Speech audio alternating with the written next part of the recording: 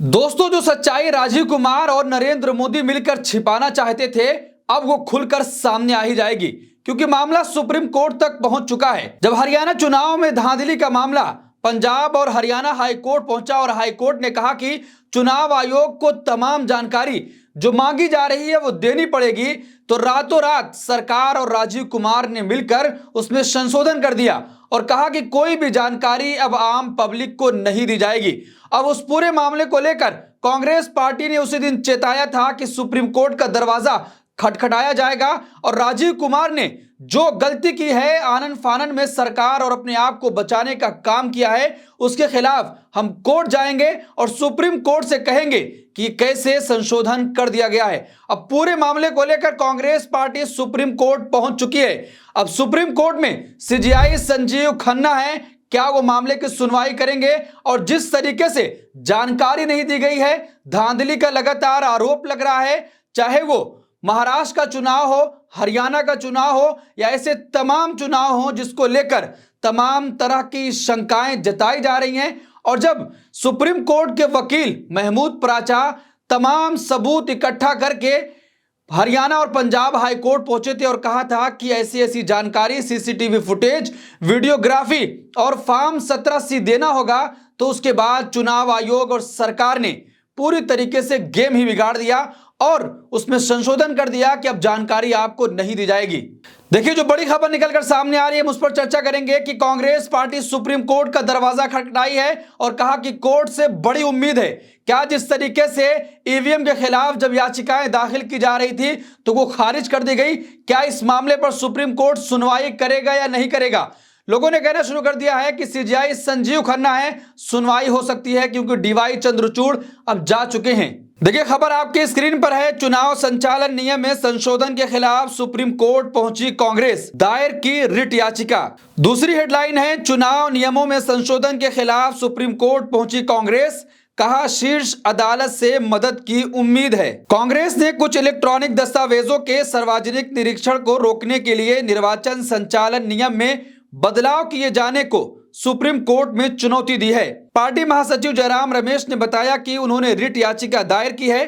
कांग्रेस नेता ने अपने सोशल मीडिया प्लेटफॉर्म पर इसकी जानकारी भी दी है। उन्होंने कहा कि 1961 में हाल के संशोधन को चुनौती देते हुए सुप्रीम कोर्ट में एक रिट याचिका दायर की गई है। तो दोस्तों, जिस तरीके से राजीव कुमार ने पूरी सच्चाई छिपाने की कोशिश करी, पहले तो जब आरोप लगा कि हरियाणा चुनाव में बड़े पैमाने पर धांधली हुई है, इतनी सीटें हैं, कांग्रेस पार्टी ने पूरे सबूतों के साथ चुनाव आयोग को कहा कि ऐसे तमाम सीटों पर गड़बड़ी की गई है, आप इसकी जांच करवाइए।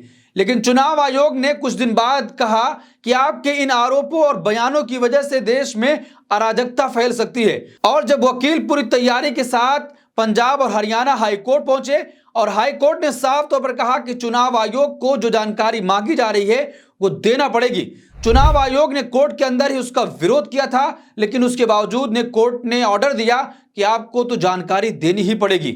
उसके बाद फिर क्या था, सरकार को एक पत्र लिखा गया चुनाव आयोग की तरफ से कि इसमें संशोधन कर दिया जाए ताकि कोई जानकारी ही ना ले पाए। यानी कि चुनावी प्रक्रिया कैसे हो रही है, क्या इसमें कुछ गड़बड़ी हो रही है या नहीं, लोग जो वोट दे रहे हैं जिस पार्टी को उसको मिल रहा है या नहीं, ऐसी तमाम जानकारियां अब चुनाव आयोग से आप नहीं ले सकते हैं, क्योंकि राजीव कुमार ने पूरी तरीके से उसमें संशोधन कर दिया है। जिस तरीके से कानून में बदलाव करके राजीव कुमार को लाया गया, चीफ जस्टिस ऑफ इंडिया को उससे बाहर निकाला गया। जो नियुक्ति का पहले प्रोसेस था उसमें से चीफ जस्टिस ऑफ इंडिया को बाहर का रास्ता दिखाया गया।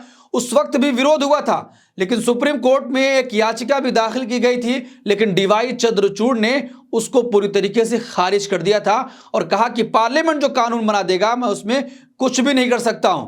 लेकिन अब फिर से याचिका दाखिल की गई है और इस बार chief justice of India DY Chandrachud नहीं बल्कि संजीव खन्ना है। क्या सुनवाई करेंगे और जो पंजाब और हरियाणा हाई कोर्ट ने ऑर्डर दिया था उसको बहाल करेंगे? जो संशोधन किया गया है क्या उसमें बदलाव लाने के लिए चुनाव आयोग को नोटिस जारी करेंगे? देखिए, जयराम रमेश ने कहा कि महत्वपूर्ण नियम में संशोधन की इजाजत नहीं। उन्होंने कहा कि निर्वाचन आयोग एक संवैधानिक निकाय है, इस पर स्वतंत्र और निष्पक्ष चुनाव कराने की जिम्मेदारी है। इसलिए इसे एक तरफा और सार्वजनिक विचार विमर्श के बिना इतने महत्वपूर्ण नियम में इतनी निर्लज्जता से संशोधन करने की इजाजत नहीं दी जा सकती है। जयराम रमेश ने कहा कि चुनावी प्रक्रिया में सत्य निष्ठा तेजी से कम हो रही है और उम्मीद है कि उच्चतम न्यायालय इसे बहाल करने में मदद करेगा। तो क्या दोस्तों पूरी तरीके से राजीव कुमार की मुश्किल बढ़ने वाली है और चुनाव आयोग के ऊपर जो आरोप लगता आ रहा है, क्या सुप्रीम कोर्ट से उसका हल निकलेगा? जिस तरीके से संशोधन किया गया, जयराम रमेश भी कह रहे निर्लज्जता के साथ ऐसे तमाम नियम बदले गए हैं, किसी भी तरीके से इसकी इजाजत नहीं दी जा सकती है, क्योंकि चुनाव आयोग एक संवैधानिक पद है और उसकी निष्ठा है, हम उसकी गरिमा को तार तार नहीं होने देंगे। जिस तरीके से महाराष्ट्र चुनाव के बाद से लगातार गंभीर सवाल चुनाव आयोग के ऊपर उठ रहा है और वहां पर एक बड़े आंदोलन की तैयारी भी की जा रही थी, लेकिन इसी बीच खबर निकलकर सामने आती है कि महाराष्ट्र की राज्य सरकार एक ऐसा कानून लाने जा रही है कि कोई भी आंदोलन नहीं कर सकता है। तो क्या पूरी तरीके से सरकार डर चुकी है और चुनाव आयोग अपने आप को बचाने के लिए ऐसे तमाम राज्यों में ऐसे कानून बनाने की इजाजत दे रहा है और कह रहा है कि आप ऐसे कानून बनाकर लोगों को प्रदर्शन करने से रोकिए, क्योंकि मशीनों के खिलाफ वहां पर एक बड़ा आंदोलन खड़ा करने की तैयारी की जा रही थी। तो दोस्तों आपको क्या लगता है कि जिस तरीके से सुप्रीम कोर्ट में रिट याचिका दाखिल की गई है, क्या सुप्रीम कोर्ट सुनवाई करेगा और सीजेआई संजीव खन्ना वाली सुप्रीम कोर्ट क्या इस पूरे मामले को गंभीरता से लेते हुए कि जिस तरीके से जयराम रमेश कह रहे हैं कि निर्लज्जता के साथ नियमों में बदलाव किया गया है, सुप्रीम कोर्ट ही अब आखिरी उम्मीद है, वहां से हमें पूरी उम्मीद है कि हमारे पक्ष में या जिस तरीके से संवैधानिक पदों की गरिमा गिराने का काम किया जा रहा है, सुप्रीम कोर्ट उस पर कुछ बड़ा एक्शन लेगा और अच्छा फैसला सुनाएगा।